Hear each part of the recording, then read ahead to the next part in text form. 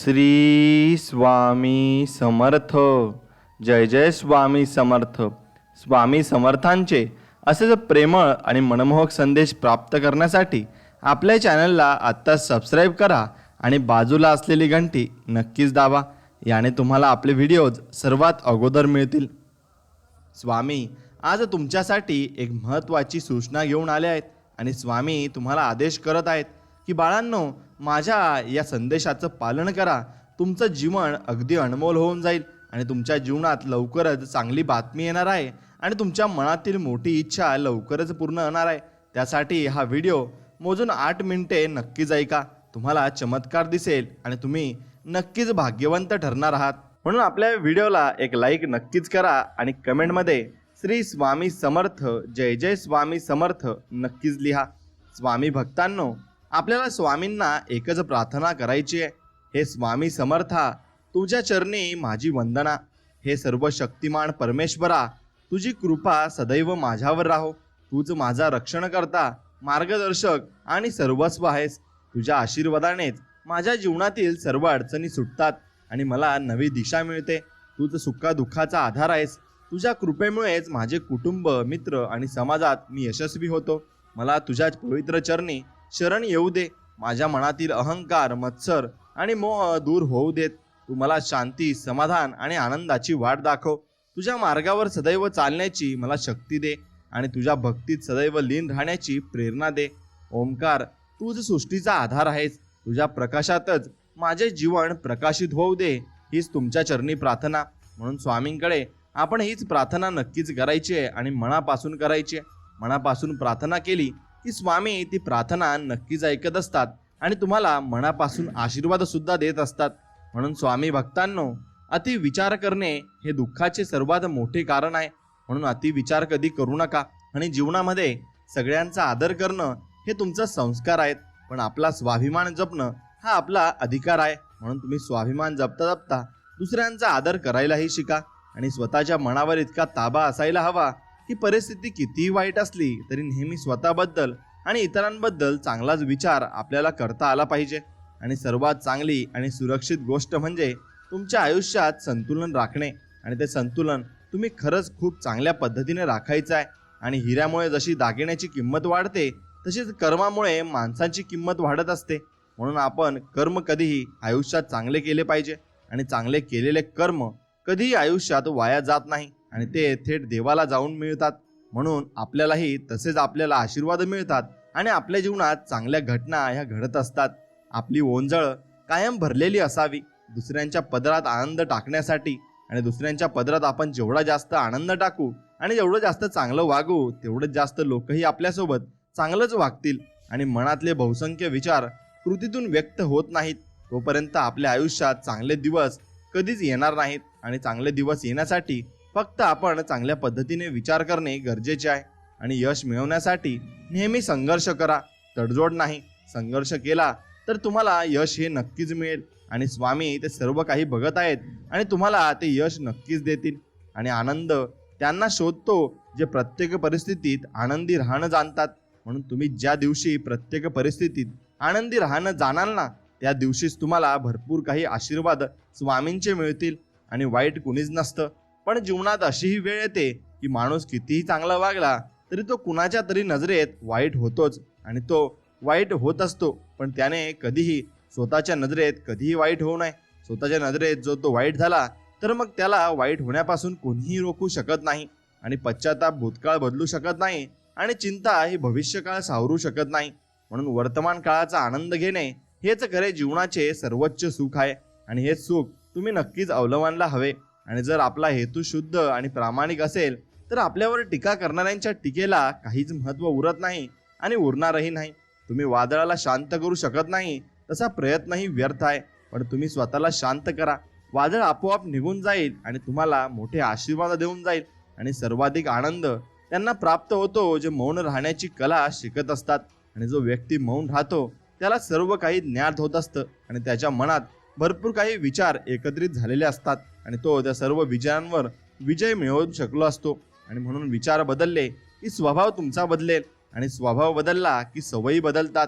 म्हणून सवयी बदलल्या की व्यक्तिमत्व तुमचे बदलते आणि व्यक्तिमत्व जर तुमचे बदलले की ते भवितव्य तुमचे पूर्णपणे बदलून जात असते.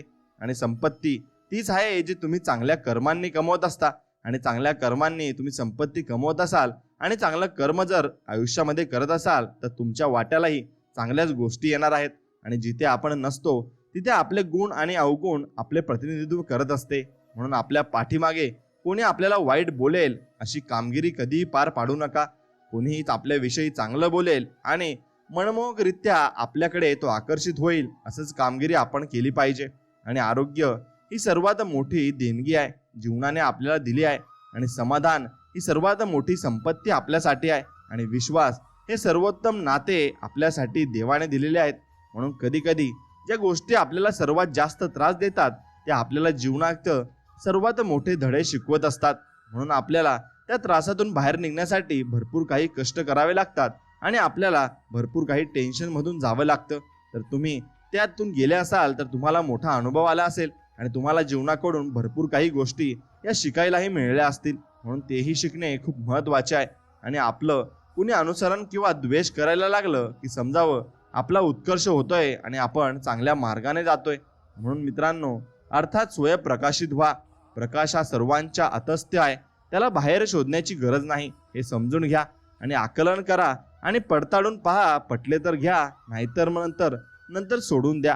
मित्रांनो, तुम्ही जर चांगल्या गोष्टी आत्मसात कराल आणि चांगल्या गोष्टींकडे लक्ष द्याल तर तुमच्याकडेही चांगल्या गोष्टीच आकर्षित करतील. हा निसर्गाचा नियम आहे. आणि जे मिळू शकत नाही त्याबाबत दुःख करत राहण्याऐवजी जे काही मिळाले आहे त्याबाबत आभारी असले नक्कीच पाहिजे. आणि जर जो व्यक्ती आभारी असतो त्याला देव भरपूर काही देत असतो आणि भरपूर आशीर्वादही देत असतो.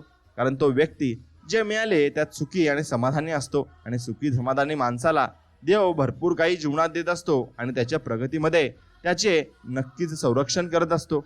म्हणून समोरच्याची मतं वेगळी असली तरी चालतील, पण त्या मतांचा आदर करणं महत्त्वाचं असतं. आणि त्या मतांचा जर आपण आदर केला तरच आपण जीवनामध्ये भरपूर लोक कमावू शकू. आणि ध्येय साध्य करण्यासाठी घेतलेल्या प्रयत्नात तर खरा आनंद सामावला आहे आणि तो आनंद आपल्याला गवसणार सुद्धा आहे. म्हणून मित्रांनो, तुम्ही ध्येय साध्य करण्यासाठी भरपूर काही प्रयत्न करा.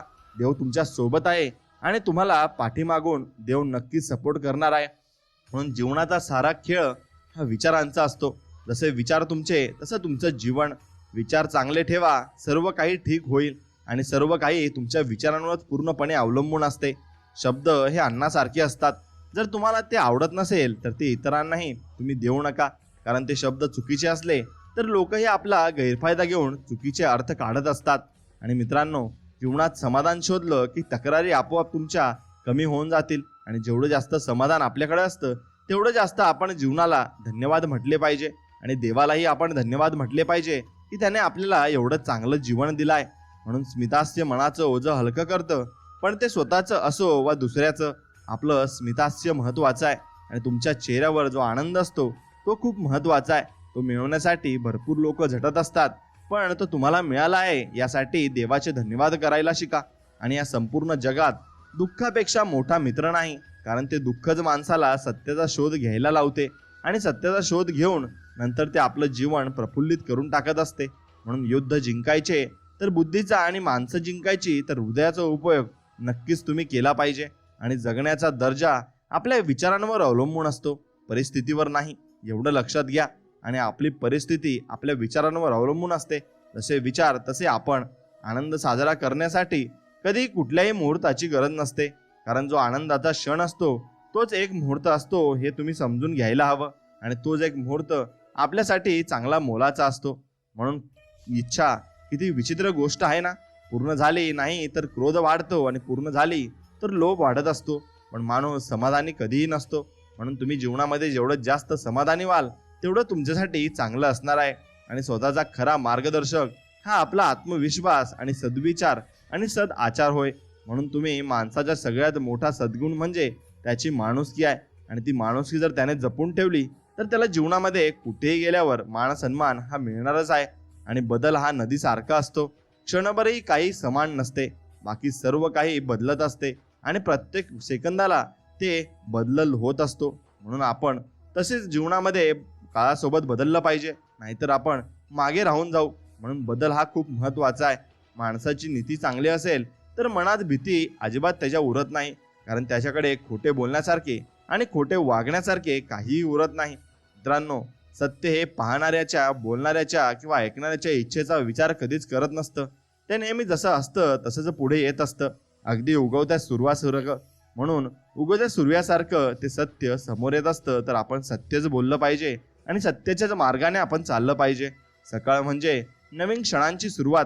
जे घडून गेले आहे ते विसरून येणाऱ्या नवीन क्षणांचा स्वागत करणे आणि आपल्या सुंदर आयुष्याला आणखीन सुंदर बनवणे हेच आपलं ध्येय असलं पाहिजे. जेवढं जास्त आपण आपल्या आयुष्याला आणि आपल्याला सुंदर बनवू, तेवढंच आपलं आयुष्य अजून सुंदर होत जाणार आहे. आणि परिस्थिती ओढा ताणाची असून सुद्धा समाधानी वृत्तीच्या माणसाला कधीही काही कमी पडत नाही आणि तो परमेश्वर त्या माणसाला कधीही काही कमी पडू देत नाही. कारण तो परमेश्वर म्हणत असतो की बाळा, तू समाधानी आहे, त्यातच तुझे मोठेपण आहे. म्हणून आनंदी राहायचे असेल तर लोकांच्या गोष्टीवर कमी आणि आपल्या विचारांवर जास्त लक्ष तुम्ही दिले पाहिजे. आपल्या विचारांवर जेवढं जास्त लक्ष द्याल, तेवढंच तुम्ही आयुष्यामध्ये पुढे जाण्याचा प्रयत्न कराल. आणि कष्टाविना मिळवलं की तुमचा अहंकार निर्माण होतो आणि कष्टाने मिळवलं की तुमची जाणीव निर्माण होते. म्हणून तुम्ही कष्टाविना अजिबात काही मिळवू नका. तुम्हाला अहंकार आल्याशिवाय राहणार नाही. एकदा अपेक्षा करणं सोडलं की सुख आपोआप आपल्या मागे धावत येत असतं, हे मात्र निश्चित. आणि माणसाला संपत्तीने फक्त सुविधा मिळतात, पण सुख आणि समाधान नाही. सुख आणि स्वास्थ्य मिळवण्यासाठी आपापसातील प्रेम आणि आपल्याची साथ असणे अत्यंत गरजेचे असते. आपल्याची साथ असली की सर्व काही ठीक होणार असते. म्हणून क्षमा करण्याची सवय तुम्ही लावून घेतली पाहिजे.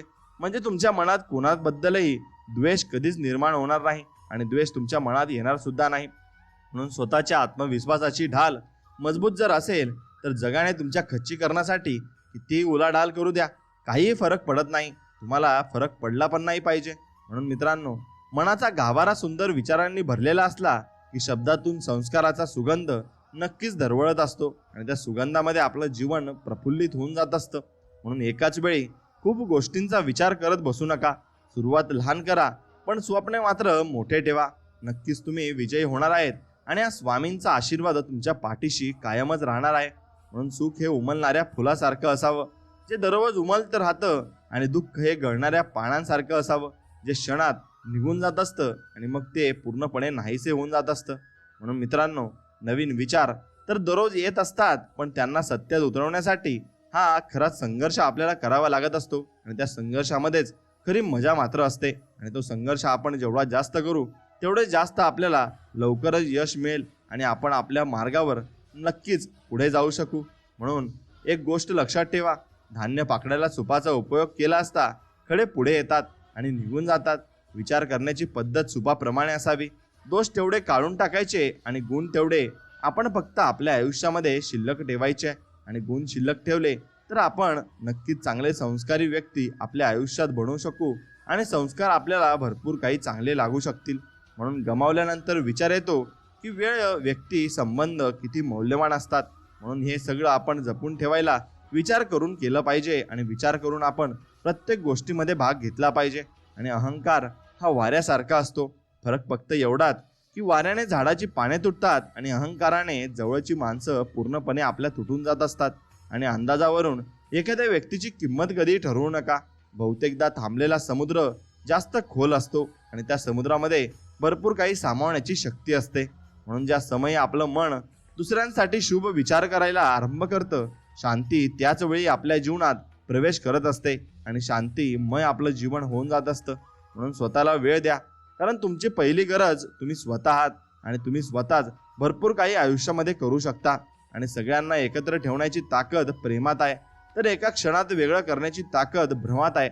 म्हणून कधीही भ्रमाला मनात आसरा देऊ नका, एवढं मात्र तुम्ही लक्षात ठेवायचं आहे. आणि दुःखातून येणारा आनंद आणि सुखमय असतो आणि प्रत्येकाचे दिवस पलटत असतातच. म्हणून आयुष्यात थोडी सहनशक्ती ठेवावीच लागते.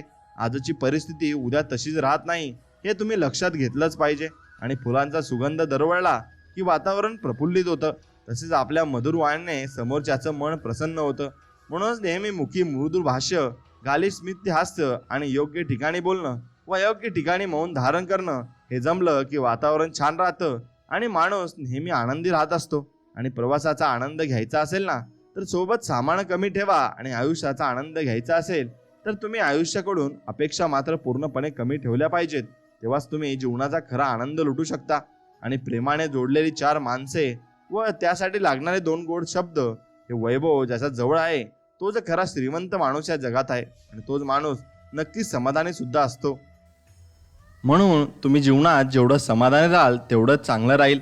आणि स्वामींवर विश्वास ठेवा, स्वामी सर्व काही ठीक करतील. स्वामी भक्तांनो, हा व्हिडिओ आवडला असेल तर नक्कीच व्हिडिओला एक लाईक करा आणि कमेंटमध्ये श्री स्वामी समर्थ नक्कीच लिहा. भेटूया पुढच्या एक व्हिडिओमध्ये. तोपर्यंत जय श्रीराम, श्री स्वामी समर्थ. धन्यवाद.